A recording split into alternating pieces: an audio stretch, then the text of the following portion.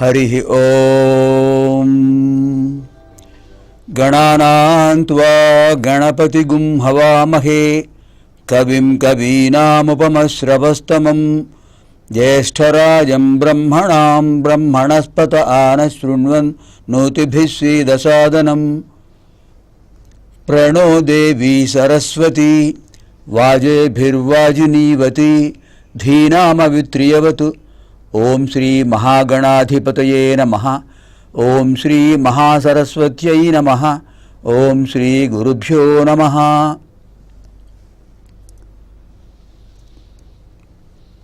आदौ पूज्यो गणाधिपः। शुभकर्म అయినా అశుభకర్మ అయినా పురాణం చెప్పినా ఉపన్యాసం చెప్పినా ఒక సమావేశాన్ని ఏర్పాటు చేసినా జ్యోతి ప్రజ్వలం చేసి శుక్లాంబరధరం విష్ణుం శశివర్ణం చతుర్భుజం ప్రసన్నవదనం ధ్యాయేత్ సర్వవిఘ్నోపశాంతయే అని ఆ స్వామిని ప్రార్థించకుండా ఎవరు ఏ పని ఎప్పుడూ చెయ్యరు. అది మన సనాతన భారతీయ సంప్రదాయం. ఋషి ప్రోక్తం వేదోక్తం. విఘ్నములకు ఈశ్వరుడు ఆయన, విఘ్నములకు అధిపతి. అలాంటి ఆ స్వామి యొక్క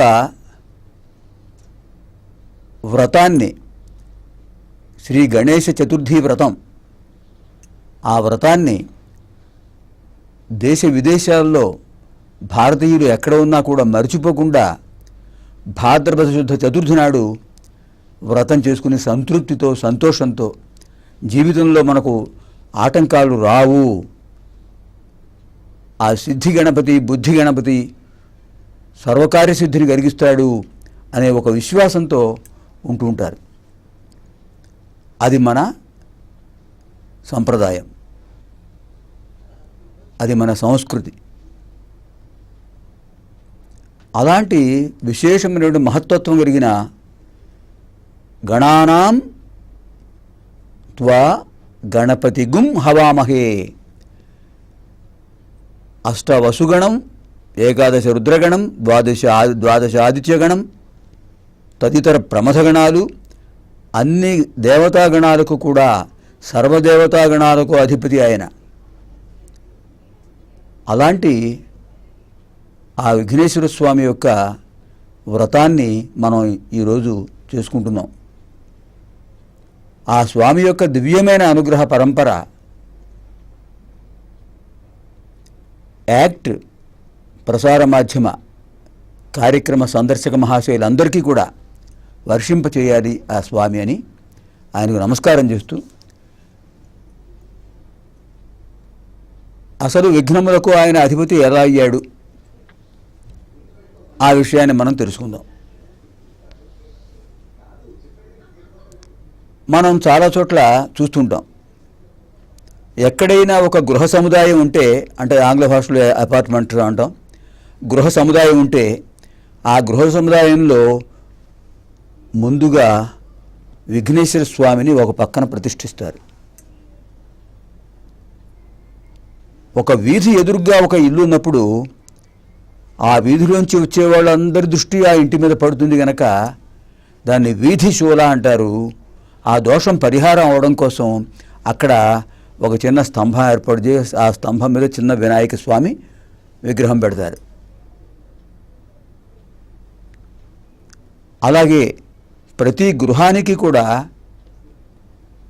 ఆ ఇంట్లో ప్రవేశించేటప్పుడు సింహద్వారానికి, ప్రధాన ద్వారానికి ఎడమ పక్కన విఘ్నేశ్వర స్వామివారు, కుడి పక్కన ఆంజనేయ స్వామివారు, ఈ ఇద్దరి యొక్క ప్రతిమలు లేదా చిత్రపటాలు ఉన్నట్లయితే ఆ గృహానికి గృహదోషాలు గ్రహదోషాలు ఏవీ ఉండవు అని వాస్తుశాస్త్రం చెబుతోంది, జ్యోతిష్శాస్త్రం చెబుతోంది.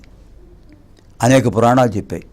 లింగ పురాణం, స్కాంద పురాణం, శివపురాణం, ఇలా అన్ని పురాణాల్లో కూడా విఘ్నేశ్వర స్వామి వారి యొక్క వైభవాన్ని వివరించారు వ్యాసుల వారు. సుముఖశ్చైకదంతశ్చ కపిలో గజకర్ణికః లంబోదరశ్చ వికటో విఘ్నరాజో గణాధిపః ధూమకేతుర్గణాధ్యక్షః ఫాలచంద్రో గజాననః వక్రతుండశూర్పకర్ణో హేరంబస్కందపూర్వజ షోడశైతాని నామాని యః పఠే శృణుయాదపి విద్యారంభే వివాహే చ ప్రవేశే నిర్గమే తథా సంగ్రామే సర్వకార్యేషు విఘ్నస్తస్య న జాయతే. పూజా కార్యక్రమాల్లో ఈ శ్లోకం ఇది మంత్రపూతమైన శ్లోకం అండి. షోడశైతాని నామాని యః పఠే శృణుయాదపి, ఈ 16 నామాలు, ఆ స్వామివారి యొక్క 16 నామాలు ఎవరు చదివినా కూడా, ఎవరు విన్నా కూడా ఆ నామాలను వారికి సర్వత్ర విజయీ భవేత్, సర్వత్ర విజయో భవతు, సర్వత్ర విజయోస్తు, తథాస్తు అంటుంటారు దేవతలు. అది ఆయన యొక్క మహిమ. ఆ స్వామివారి యొక్క విశేషమైన పూజా కార్యక్రమాలను 9 రోజులు చేస్తాం, 9 రాత్రులు చేస్తాం.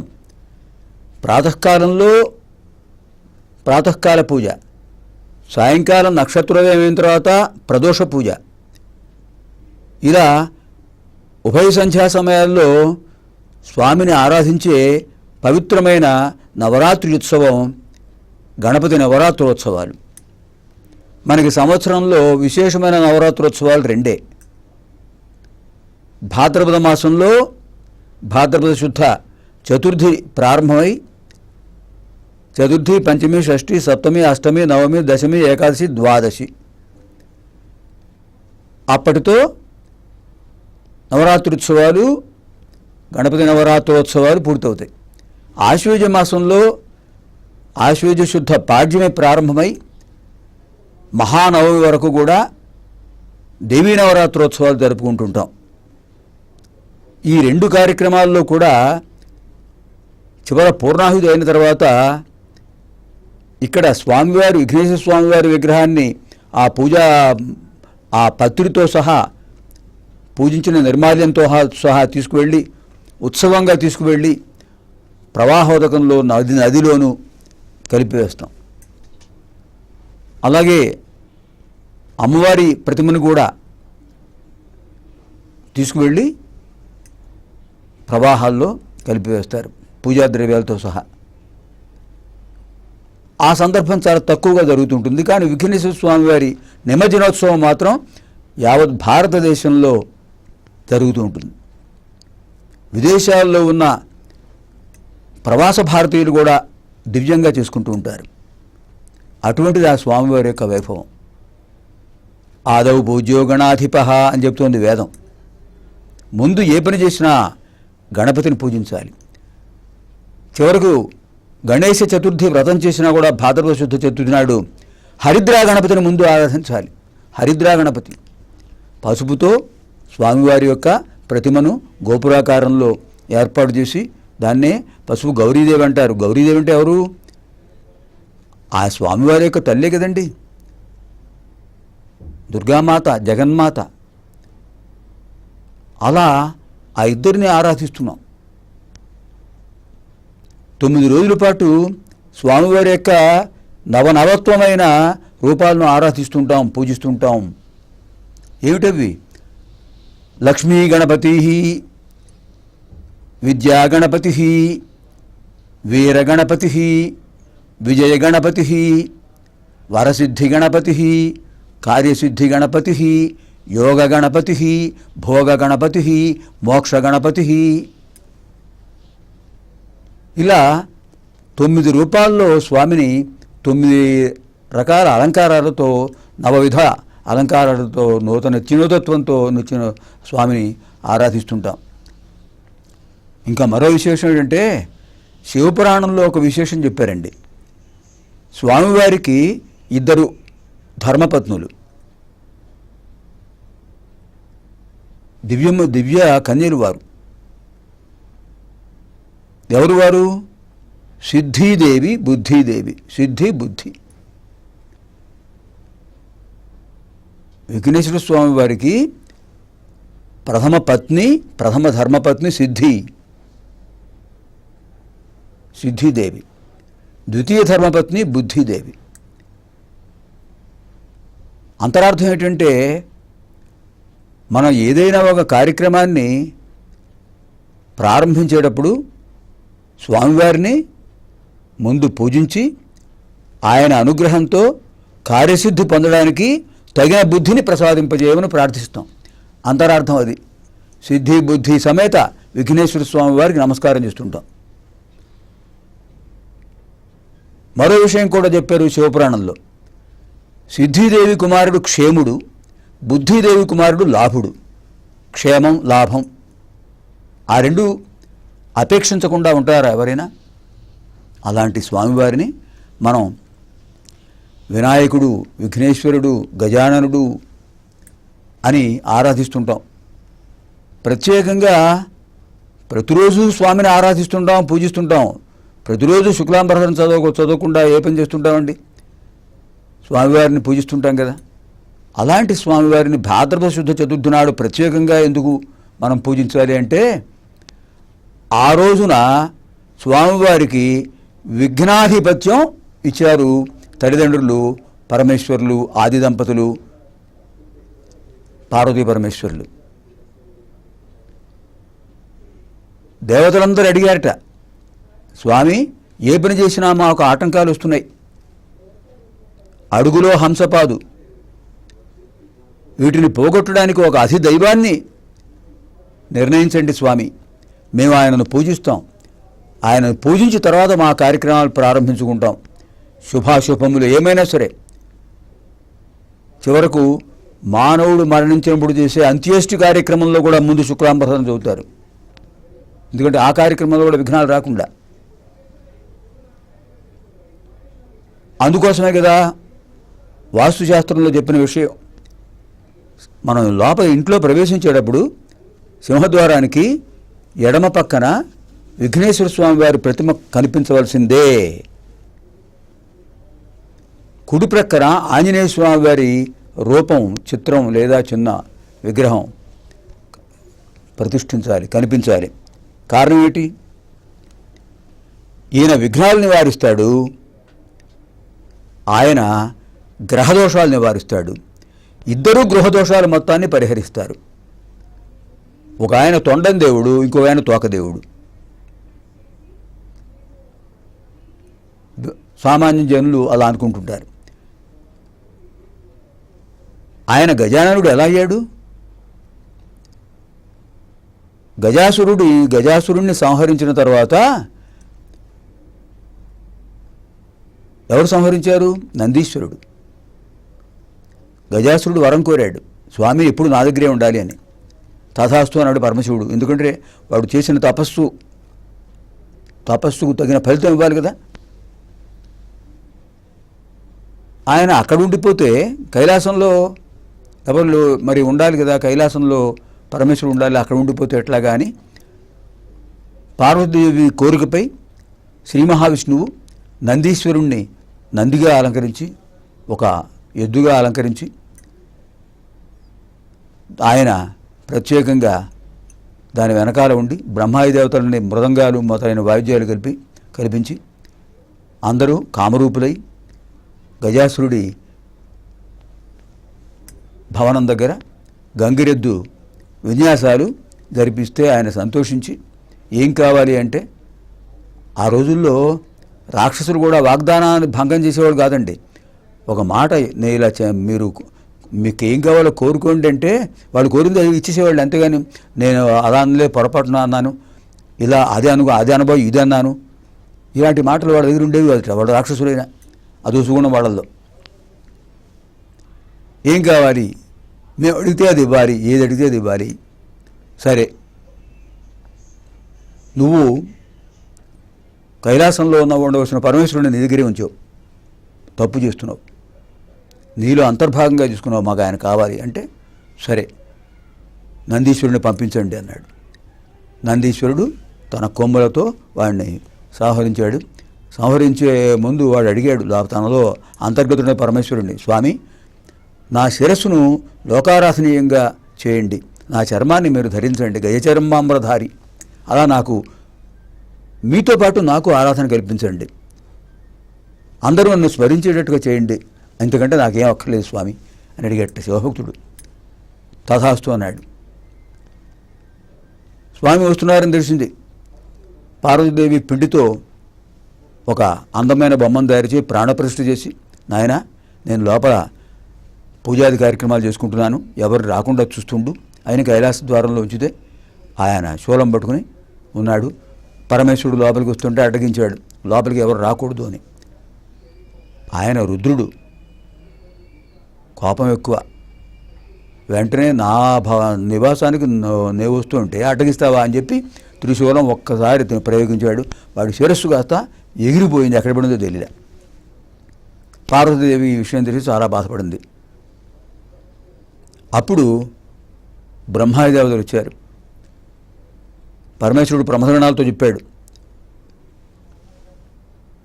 గజాసురుడి శిరస్సును తీసుకురండి అని. వాడికి మాట ఇచ్చారు కదా స్వామి. ఆ గజాసురుడి శిరస్సును అతికించి ప్రాణప్రతిష్ఠ చేశారు. అప్పటి నుంచి ఆయన గజాననః అయ్యాడు. తర్వాత పార్వతీ పరమేశ్వరులకు షణ్ముఖుడు ఆవిర్భవించాడు.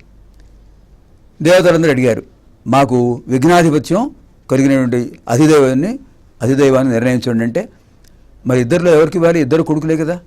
అందుచేత తల్లిదండ్రులు పరమేశ్వరుడు ఏం చెప్పాడంటే, మీ ఇద్దరిలో ఎవరైతే సమస్త తీర్థాల్లో స్నానం చేసి ముందుగా మా దగ్గరికి వస్తారో వాళ్ళకు ఆధిపత్యం ఇస్తాను అని నియమం పెట్టారు. షణ్ముఖుడు మయూరవాహనుడు కదా, గగన సంచారం చేస్తూ వెళ్ళిపోయాడు. ఈయన తుందిరుడు అంటే పొట్టగలవాడు, పొట్టివాడు. నేను ఎక్కడికి వెళ్ళను, అంత వేగంగా వెళ్ళగలనా? పైగా నా వాహనం మోషికం, నాకు ఇలాంటి పరీక్ష పెడితే ఎలా నాన్నగారు? అమ్మ మీరైనా చెప్పండి అని అంటే, అప్పుడు స్వామి అని చెప్పారు. ఏం చెప్పారనంటే తెలుసునండి, సకృన్ నారాయణే త్యుక్త్వా పుమాన్ కల్పశతత్రయం. ఒక్కసారి ఓం నమో నారాయణాయ అనే మంత్రాన్ని అలా మంత్రం జపిస్తూ ఒక్కసారి మనస్ఫూర్తిగా జపించిన చాలు. ఆ నా మంత్ర జపం చేస్తూ నువ్వు తల్లిదండ్రుల చుట్టూ ప్రదక్షిణ చేస్తే నీకు సమస్త తీర్థాలు తీర్థో భవతి స్నాతకో భవతి తీర్థేషు స్నాతకో భవతి పుత్రక అని చెప్పాడు ఆయన. సమస్త తీర్థాల్లో స్నానం చేసిన ఫలితం నీకు వస్తుంది ఆయన అని చెప్పేటప్పటికి అలాగే ఆయన నమస్కారం చేసి తల్లిదండ్రుల చుట్టూ ప్రదక్షిణ చేస్తూ ఓం నమో నారాయణాయ అని మంత్రజపం చేస్తూ ప్రదక్షిణ చేశాడు. తత్ఫలితంగా కుమారస్వామి ఏ తీర్థంలో స్నానం చేయడానికి వెళ్ళినా కూడా అక్కడ తీర్థం చేసి ఆ తీర్థంలో స్నానం చేసి వస్తున్నట్టుగా కనిపిస్తున్నట్ట గజాననుడు. ఇలా అన్నిట్లోనూ గజాననుడు వస్తున్నట్టుగా కనిపిస్తుంటే ఈయన వెడుతున్నాడు, ఆయన వస్తున్నాడు. చివరికి అన్నీ పూర్తి చేసుకుని కైలాసానికి వచ్చినాడు. అక్కడే తల్లిదండ్రుల దగ్గర కూర్చుని ఉన్నాడు.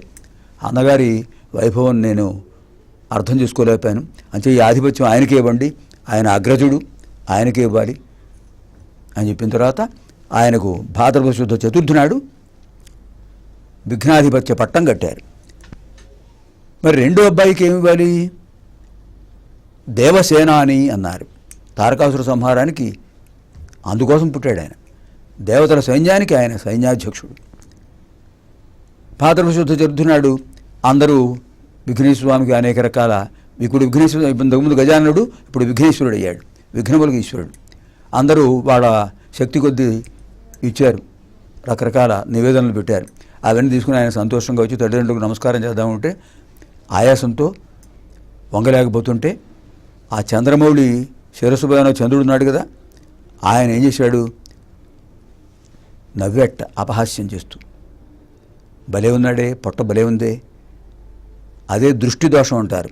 రాజదృష్టి సోకిన రాదైనం కరుగును అంటారే, అలాగా ఆ దృష్టి దోషంతో పడిపోయాడు. తల్లికి కోపం వచ్చింది, అమ్మకు జగన్మాత కోపం వచ్చింది. ఇవాటి నుంచి నిన్ను చూసిన వాళ్లకు నీలాపనందలు కలుగుతాయి, నిన్నెవరు చూడరు అని శాపించేసింది. అది తెలియక అంటే నెమ్మదిగా అంత ప్రచారం అయింది, కొంతమంది తెలియలేదు. ఒక చోట ఋషిపత్నులు యజ్ఞం చేస్తున్నారు, సప్తఋషులు యజ్ఞం చేస్తున్నారు. స్వాహాదేవి పక్కనే ఉంది, అగ్నిభట్టారకుడు ప్రజ్వలిస్తున్నాడు. ఈ ఋషుల భార్యలు దూరంగా ఆశ్రమాల్లో కూర్చున్నారు. వాళ్ళ అందచందాలు చూసి భలే ఉన్నారే, అంతే అంతంగా ఉన్నారో, ఎంతో సౌందర్యంతో ఉన్నారు వీళ్ళు అని అనుకున్నట్ట మనసులో. ఎవరు? అగ్నిభట్టారకుడు. అప్పుడు స్వాహాదేవి ఈయన భావం గ్రహించి పక్కనే ఉందిగా, అతనికి సంతోషం కలిగించడం కోసం ఒక్క అరుంధతీదేవి యొక్క రూపాన్ని తప్ప మిగతా ఋషిపత్నుల రూపాన్ని ఆవిడ పొందింది, కామరూపిణి అయింది. ఋషులు అనుకున్నారు ఆశ్రమాల్లో ఉండాల్సిన పత్నులు ఎక్కడికి వచ్చారేమిటి, పైగా వాళ్ళందరూ తదేకంగా అగ్నిహోత్రుని చూస్తున్నారు, తప్పు పొరపాటు చేశారు వీళ్ళు అని అపోహపడ్డారు. తర్వాత ఏమిటి ఇలా జరిగింది అనుకున్నారు. దివ్యదృష్టి కలిగిన వాడు కదా, ఓహో ఇది అగ్నిహోత్రుడు స్వాహాదేవి కలిసి చేసిన పని అనుకుని పరమేశ్వరుడి దగ్గరికి వచ్చి పార్వతీదేవి దగ్గరికి వచ్చి అడిగారు, అమ్మ మీరు ఇలా చంద్రుడిని చూడకూడదు అంటారు, మేము పొరపాటున చంద్రుడిని చూసాం, దాంతో మా భార్యలు చూశారు, దాంతో నీలాపనంది వచ్చి పడింది, దీనికి ఈ శాపోపసంహారం చేయండమ్మా అంటే ఆవిడంది, సరే మీరు అడిగారు కనుక చెప్తున్నాను, భాద్రపద శుద్ధ చతుర్థి నాడు తప్ప ఇంకెప్పుడు చూసినా పర్వాలేదు అని చెప్పింది. సరే అంతవరకు బాగానే ఉంది. ఇప్పుడు స్కాంద పురాణాంతర్గతము శివపురాణాంతర్గతము కథ అని చెప్పుకున్నాం. ఇప్పుడు భాగవతాంతర్గత కథ కూడా చెప్పుకుంటే పూర్తవుతుంది. భాగవతంలో ఒక సంఘటన ఉంది. శ్రీకృష్ణ పరమాత్మ ఉభయ సంధ్యా సమయాల్లో రజత పాత్రలో ఆవు పాలు అప్పటికప్పుడు తీసినటువంటి ఆవు పాలు ఆయన అప్పటికప్పుడు పితికిన ఆవు పాలు ఆయన స్వీకరిస్తాడు. గోక్షీరానికి గొప్ప శక్తి ఉందండి. అది చెప్పడం కోసం స్వామి చెప్పారు. అదంతా కథల్లో పురాణ కథల్లో ఏది ఉన్నా కూడా దానికి మనకు సందేశమే. తల్లిదండ్రుల చుట్టూ ప్రదర్శన చేస్తే ఎంతో పుణ్యం వస్తుందని ఆయన సందేశం ఇచ్చాడు గజాననుడు. ఎవరిదైనా దుష్టి దోషం పడితే ప్రమాదం కలుగుతుందని చంద్రుడి సన్నివేశంతో తెలిసింది. అన్ని సందేశాలే, అర్థం చేసుకోవాలి. సరే ఇక్కడ ఆ రోజు భాద్రపద శుద్ధ చతుర్థి నాడు స్వామి తన పట్టమనుషులతో కలిసి వ్రతం చేశాడు, విఘ్నేశ్వర స్వామి వ్రతం. ఆ సాయంకాలం గోశాలలో కూర్చుని పితికిన ఆవు పాలు వెండి పాత్రలో పోసుకుని రజ పాత్రలో పోసుకుని తాగుతుంటే చంద్రుడి యొక్క ప్రతిబింబం కనిపించింది ఆయనకు. అప్పుడు అనుకున్నాడు, చంద్రుడిని చూస్తే ఎంత దోషమో ప్రతిబింబం చూసినా అంతే కదా, అయితే ఏదో రాబోతోంది, సరే చూద్దాం, విధిలిఖితం తప్పదు కదా. హరిణాపి బ్రహ్మణాపి సురైరపి లలాట లిఖితారేఖ పరిమార్ష్టం నశక్యతే. ఆయన సర్వసమర్థుడు. ఇది జరిగిన కొన్నాళ్లకు సత్రాజిత్ అనే మహారాజు సూర్యుడిని ఆరాధించి ఆయన అనుగ్రహంతో శమంతకమణిని పొంది ద్వారకా నగరానికి వచ్చి అందరికీ చూపించాడు, నేను తపస్సు చేసి సూర్యుడి అనుగ్రహం పొందాను అని. అప్పుడు పరమాత్మ అన్నాడు, శ్రీకృష్ణ పరమాత్మ, నాయనా నువ్వు దాన్ని రక్షించుకోలేవు, రోజు బంగారం ఇస్తున్నట్టున్నావు, విలువైన మణిని నువ్వు రక్షించుకోలేవు, మా ఉగ్రసేన మహారాజుకి ఇయ్యి అంటే. ఉగ్రసేన మహారాజు ఎవరండి? శ్రీకృష్ణ పరమాత్మ యొక్క మాతామహుడు, తల్లి దేవకీదేవి తండ్రి.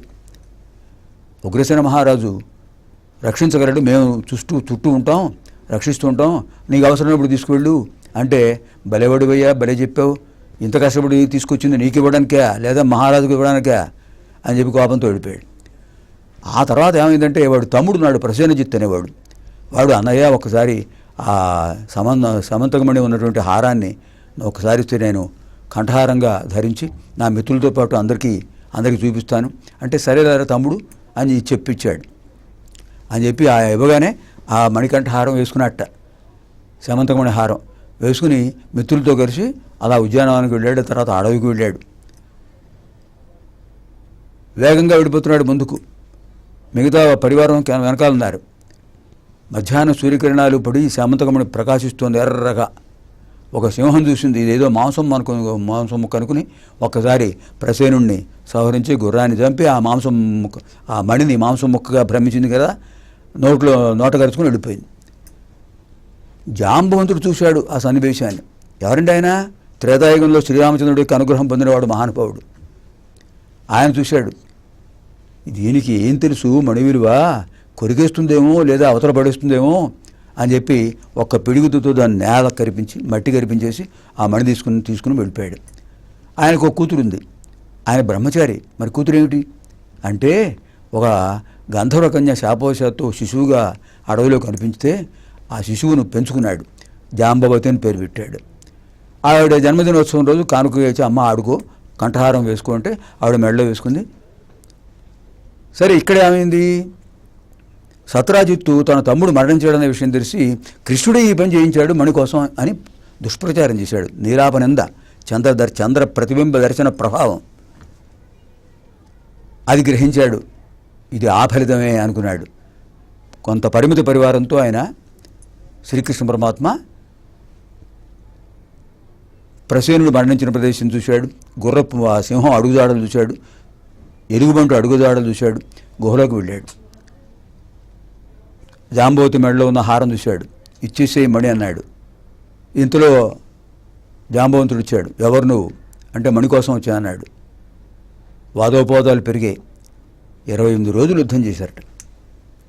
క్రమక్రమంగా జాంబవంతుడి బలం క్షీణించింది. అప్పుడు గ్రహించాడు, నన్ను జయించగలవాడు, నన్ను ఓడించగలవాడు రామచంద్రుడు ఒక్కడే. త్రేతాయుగంలో ఆయన నేను అడిగాను పట్టాభిషేక సమయంలో, అందరు అడిగారట వరాలు, అందరికీ వరాలు ఇచ్చాడు. ఋషులందరూ 80,000 మంది ఋషులు, అందులో చాలామంది ఋషులు అడిగారట, స్వామి మిమ్మల్ని ఒకసారి ముట్టుకోవాలనిపిస్తుంది, పుంసాం మోహన రూపాయ పుణ్యశ్లోకాయ మంగళం అని ప్రార్థిస్తే ఈ యుగంలో జరగదైతే ద్వాపర యుగంలో అంతవరకు నిరీక్షించండి అంటే వాళ్ళందరూ కూడా గోపికలై పుట్టారు, రాజకన్యలై పుట్టారు. అలాంటి విశేషమైనటువంటి ఆ సన్నివేశం మనకు కనిపిస్తుంది. తర్వాత ఆయన ఏం చేశాడంటే జాంబవంతుడు ఓడించాడు. జాంబవంతుడు శ్రీరామచంద్రుడిగా గ్రహించి తన కుమార్తెను తర్వాత సమంతకమణిని ఇచ్చి నమస్కారం చేశాడు. ఆ సమంతకమణిని తీసుకొచ్చి సత్రాజిత్తుని పిలిపించి జరిగిన విషయం చెప్పాడు. సత్రాజిత్తు బాధపడి అనవసరంగా నేరారోపణ చేశాను, క్షమించండి స్వామి అని చెప్పి తన కుమార్తె శ్రీకృష్ణ భక్తురాలు సత్యభామను కూడా ఆయన సమర్పించాడు. అప్పుడు సత్యభామతోనూ జాంబవతితోనూ వివాహం జరిగింది. ఆ సమయంలో దేవతలు, ఋషులు, మానవులు అందరూ కూడా అడిగారు, స్వామి మీరు సమర్థులు కనుక మీరు నీలాపనింద పోగొట్టుకోగలిగారు, మా పరిస్థితి ఏమిటంటే అప్పుడు స్వామి అనుగ్రహించాడు. మీరు భాద్రపద శుద్ధ చతుర్థి నాడు పూజ చేసుకున్న తర్వాత ఈ శమంతకోపాఖ్యానం వినండి, అప్పుడు మీకు చంద్రదర్శనం చేసినా మీకు దోషాలు రావు అని చెప్పాడు. అప్పటి నుంచి మనం ఆ స్వామిని పూజించి ఈ కథ చెప్పుకుని అక్షతలు వేసుకుంటే దోషాలు రావు అని చెప్పారు. అంటే మన అందరికీ కూడా అటువంటి అనుగ్రహాన్ని ఆ విఘ్నేశ్వర స్వామి కలిగజేయాలని అందరికీ ఆ స్వామి యొక్క సిద్ధి బుద్ధి సమేత శ్రీ విఘ్నేశ్వర స్వామి వారి యొక్క పరిపూర్ణమైన అనుగ్రహం వర్షింపజేయాలని ఆశిస్తూ అందరికీ స్వస్తి ప్రజాభ్య పరిపాలయంతాం న్యాయేన మార్గేణ మహీమహీషాః గోబ్రాహ్మణేభ్యః శుభమస్తు నిత్యం లోకాः సమస్తాः సుఖినో భవంతు అసతో మా సద్గమయ తమసో మా జ్యోతిర్గమయ మృత్యోర్మా అమృతం గమయ ఓం శాంతి శాంతి శాంతి స్వస్తి.